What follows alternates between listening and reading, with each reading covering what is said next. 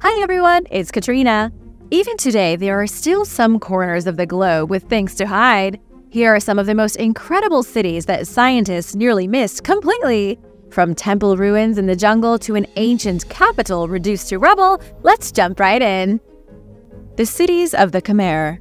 On September 12, 2023, a titan in the world of archaeology passed away. Renowned researcher Dr. Damian Evans died from brain lymphoma in Paris. It was a big blow to the archaeological community because Dr. Evans was the man who discovered medieval cities buried in the Cambodian jungle.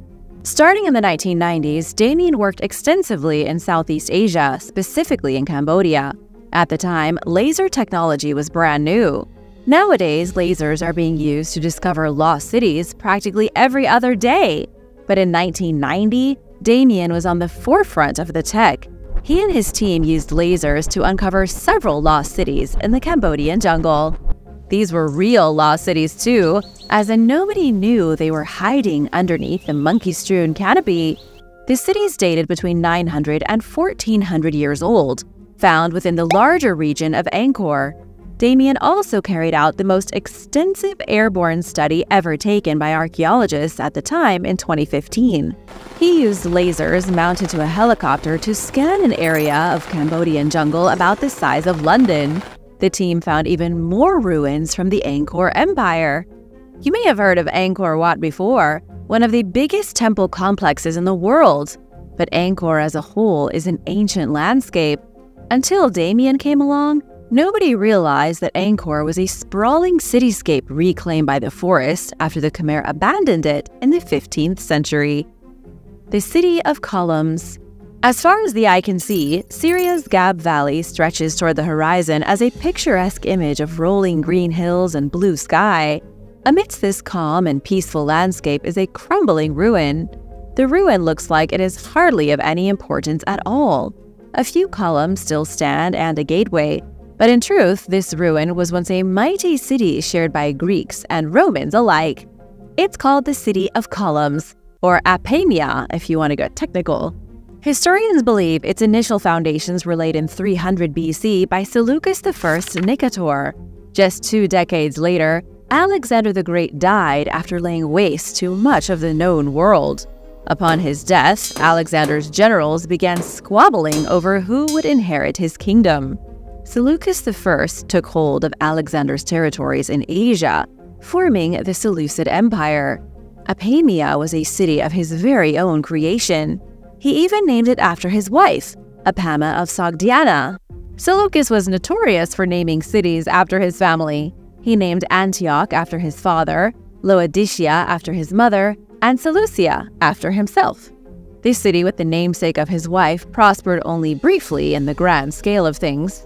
Over the next few centuries, Seleucus's empire waged war against the Roman Republic, causing its power to slowly decrease. In the year 64 BC, Pompey the Great marched on Achaemenid and conquered it. The city became part of Roman's province of Syria. The city changed hands several times until its ultimate destruction at the hands of an earthquake in 1152. Now it's in ruins, home to one of the longest Roman colonnades in the world. There is an uninterrupted avenue of impressive Roman columns stretching 1.2 miles across the ruins of the city. I want to give a big thank you to Marcia Mitten and Luna Mace for supporting this channel. Be sure to subscribe if you haven't already for more videos about incredible lost cities. The Baboon City. Archaeologists have just used DNA taken from mummified baboons to reveal the location of an ancient city that is so obscure it seemed like a myth, like Atlantis. It's been one of the weirdest yet most exceptional discoveries in modern history. I'd better start by telling you that ancient Egyptians loved baboons. They were absolutely obsessed with them, mostly because baboons were closely associated with Babi, one of the gods of the underworld. Baboons were also associated with Thoth, another dark Egyptian god. People in Egyptian cities kept baboons in captivity and as pets. They would even pull out their sharp incisor teeth to make them less dangerous to have around. When a beloved baboon died, it was often mummified and gifted to the gods in a ceremony. The weird thing about baboons in Egypt is that as far as scientists are concerned, baboons have never lived naturally in Egypt. Geneticist Gisela Kopp from Germany's University of Constance says the Egyptians claimed their baboons came from a mysterious land known as Punt. Punt is a name that shows up repeatedly in ancient Egyptian documents. It was spoken of as an almost mythical place, an exotic land south of Egypt home to baboons and other natural curiosities. Although the name is in documents, it was never specifically stated where Punt was. Nobody has ever found a map with the location of Punt on it. In 2020, scientists started pulling DNA from mummified baboons to trace their heritage. They soon found that the baboons came from a region far to the south, currently encompassing the modern nations of Somalia, Ethiopia, and Eritrea. This place must have been the land of Punt. Scientists dug further into the baboon DNA until they located an exact place of origin. It's believed the baboons came from coastal Eritrea, which means they were likely shipped from the ancient port city of Adulis. There are historical records confirming Egyptian traders visited Adulis. As early as 1150 BC, ships of baboons were traveling from Adulis to Egypt. It was such a successful business that baboons were shipped north for a consecutive 1,000 years. The city of Adulis may have been called Punt at one point. Nobody's entirely sure, but sadly Adulis is currently in ruins. Songo Mnara. The African nation of Tanzania lies stretched along the east coast of Africa. When most people think about ruins and lost cities, their minds turn to Rome or the ancient Maya. But here in Tanzania are the ruins of lost societies as well. You might consider them even more unique than other lost cities because they were built from coral. On a small coastal island is the ancient settlement of Songo Mnara. It was occupied starting in the 13th century, but currently stands deserted. 700 years ago, people came from all over the world in ships to trade timber, jewels, ivory, clothes, and art. Along with its sister island of Kilwa Kisiwani, Songo Mnara acquired significant wealth. They built their city bigger and bigger until it collapsed. Early European explorers were obsessed with this place. It was an exotic port and one of the only prominent ones in East Africa. European sailors marveled at the coral and mortar walls. It would have been to the Europeans like entering an entirely new world. The people were strange to them, their buildings were odd, and yet Songo Mnara was also a tropical paradise. Not much is known about the inner workings of the lost city these days. It's generally agreed the town was ruled by extremely wealthy merchants. Archaeologists have uncovered cemeteries, housing blocks, and mosques, but the deeper mysteries remain unsolved. In the 16th century, the island was abruptly abandoned. It's believed the Portuguese may have scared them away, but no one knows for sure. The ruins are a haunting reminder of how powerful African kingdoms were prior to European colonization. The temple ruins. A temple was recently discovered in India that locals say was built by demons 1,000 years ago. It was found by a wildlife photographer roaming through the rural forest near Jimma village. This photographer's name is Lingampali Krishna. He claims that he found the ruins of the temple while trying to photograph birds. The temple is in pretty good condition, with images of deities like Shiva and Ganesha on its crumbling walls. When he asked the elders of the village about the mysterious building, they told him it was the result of demonic construction. It's really interesting because there aren't any other obvious ruins in the area. This single temple looks like the remnant of a city that could have stood in the forest centuries ago.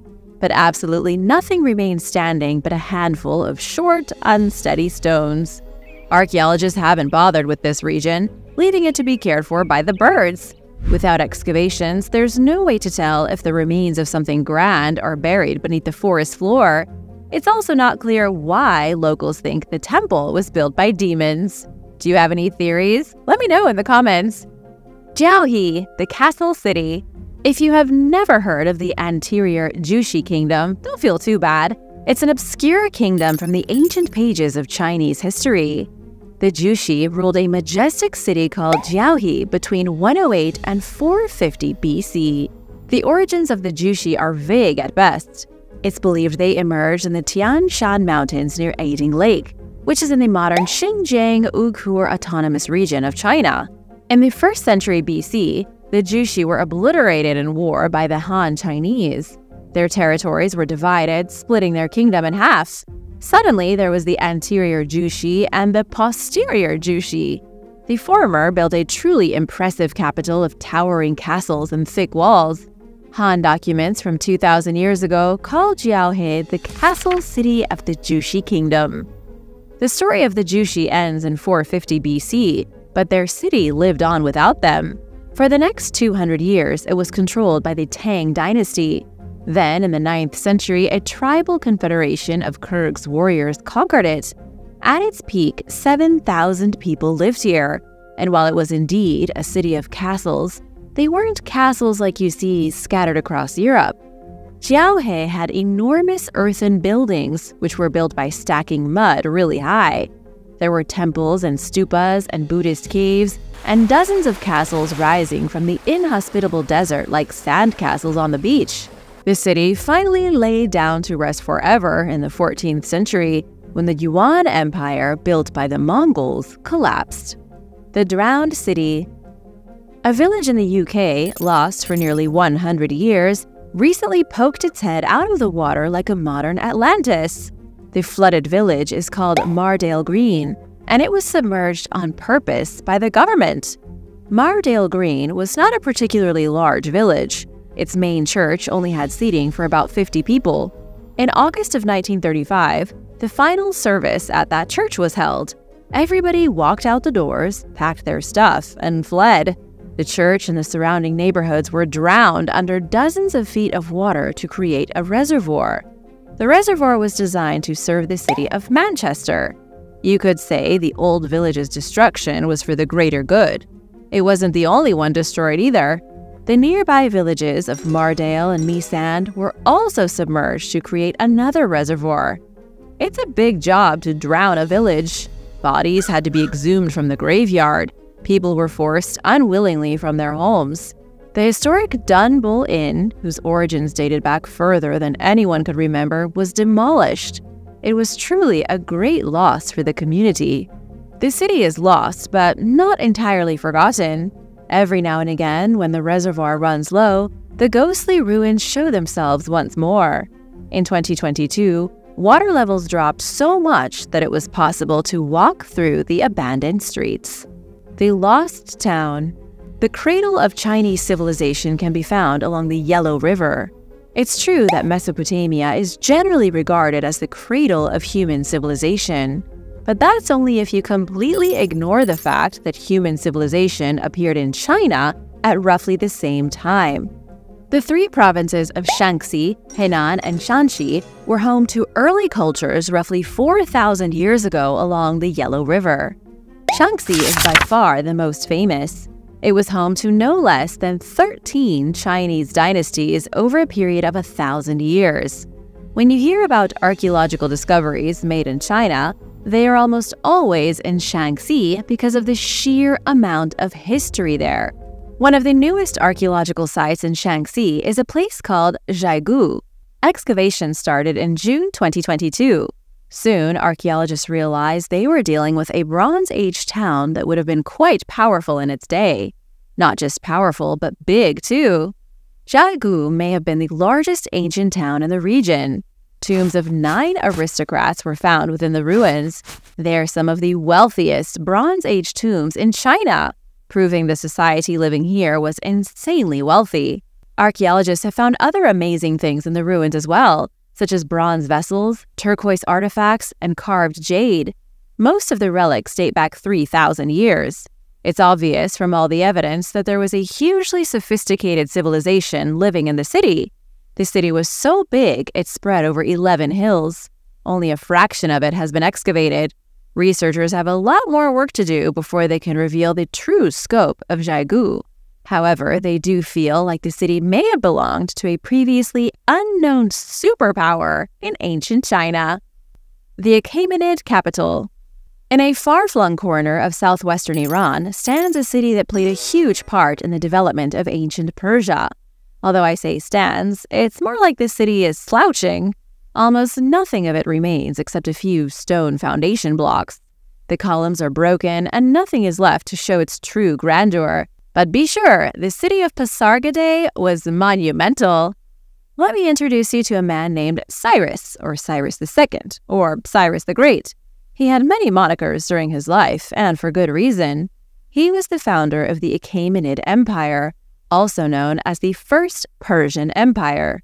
Cyrus led a violent revolt against the Medes in 553 BC. Defeating his enemies allowed Cyrus to consolidate Persians into a single fighting force.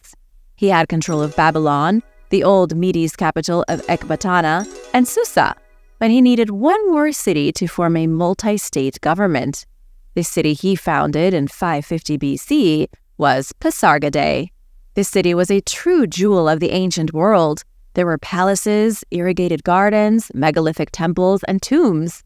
The tomb of Cyrus the Great himself is supposedly hidden somewhere within the ruins, but nobody has ever found it. Pasargadae was the first real manifestation of the Persian culture, and it lasted for centuries.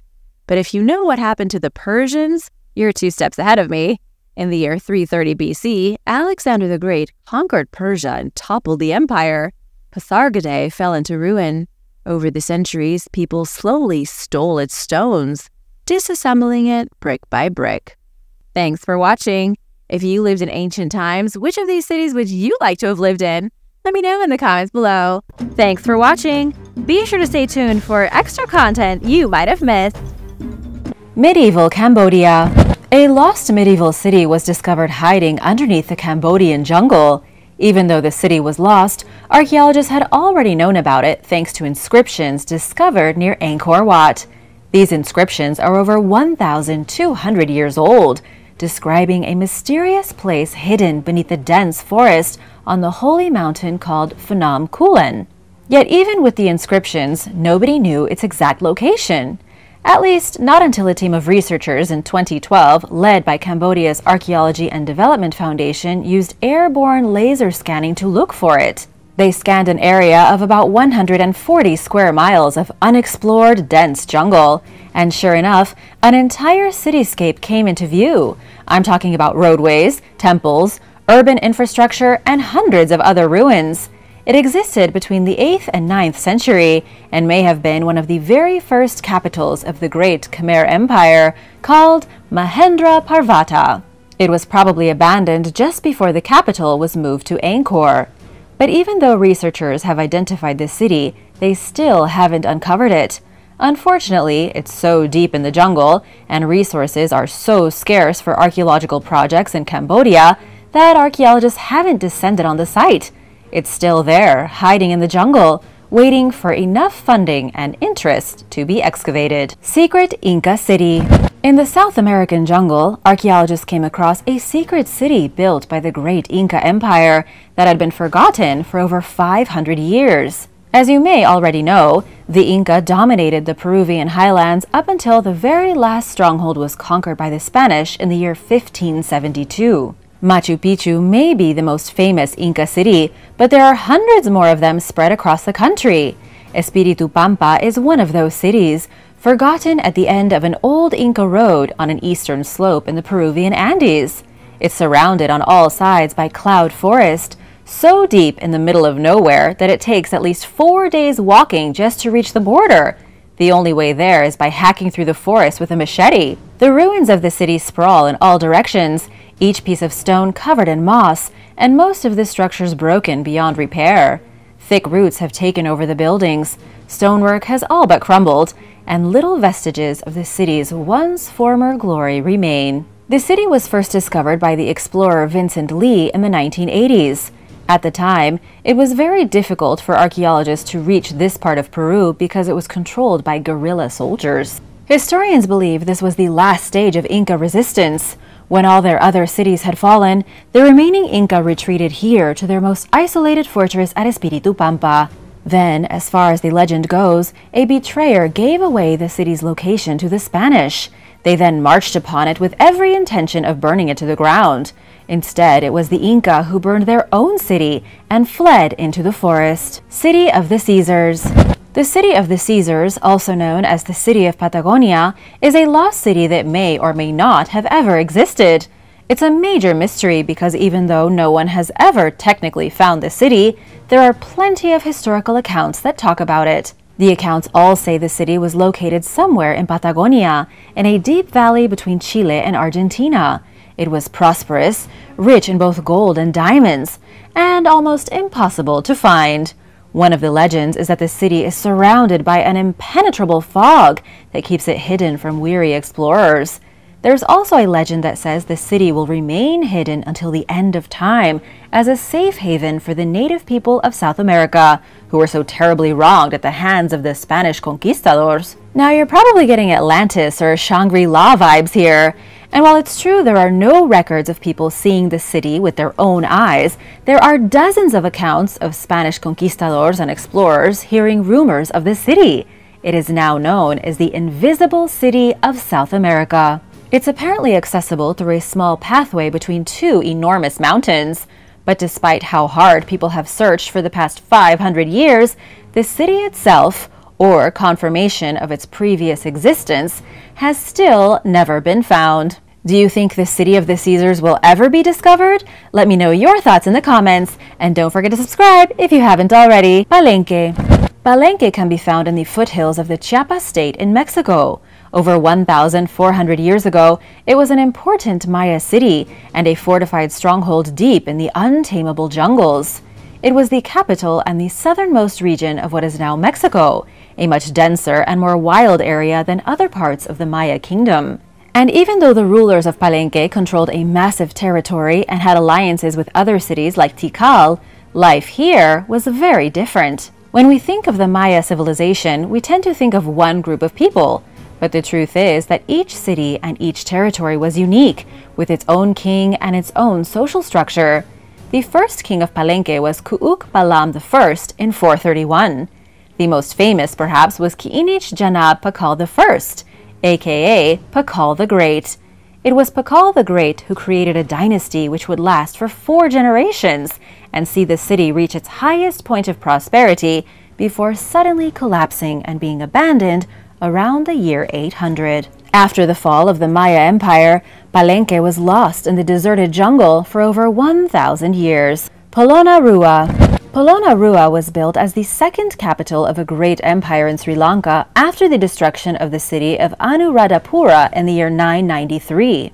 It was initially built as a temporary royal residence, but grew in the 10th century and became the capital of the Chola dynasty. Not those cholas, different cholas. This was short-lived. In the year 1070, the king of the Sinhalese kingdom conquered the city and exiled the Cholas. They then used it as their own capital for the next 300 years. In the 12th century, mass building projects were undertaken and the city grew even larger. Palaces, monuments, beautiful parks and gardens.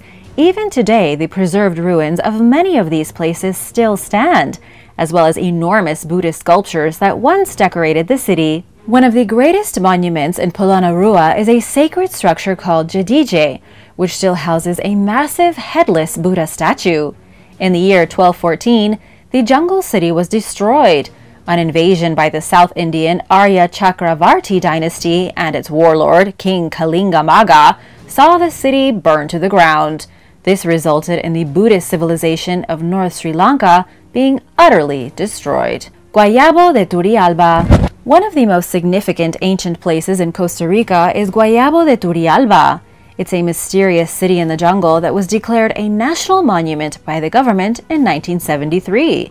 What makes this unique and historically significant place so mysterious? The people who built this lost city left no evidence of who they were or what they were called, and so archaeologists don't even have a name for them.